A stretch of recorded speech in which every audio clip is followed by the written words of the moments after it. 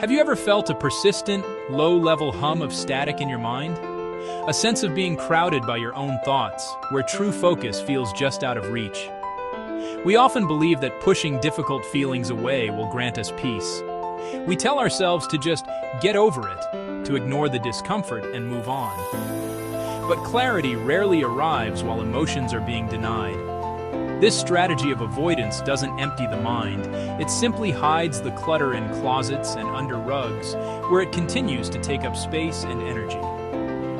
A person who avoids emotions often remains mentally crowded, their inner world filled with unspoken anxieties, unacknowledged sadness, or simmering frustrations.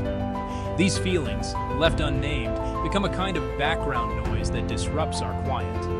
The paradox is that by trying to create space through denial, we end up feeling more confined. The path to a clearer mind isn't found in turning away, but in turning toward. Emotional honesty creates mental space.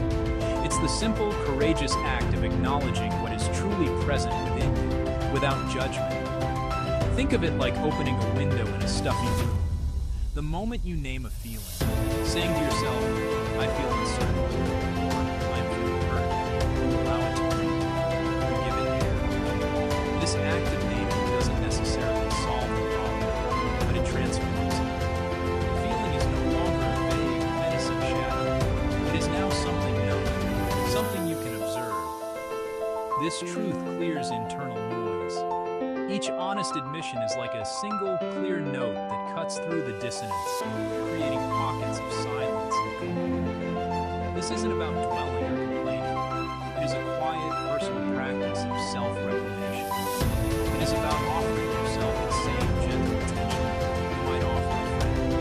So take a moment, find a quiet space, take one deep meditation. Let go of the need to fix or control. Simply ask yourself, what is here? Name honestly.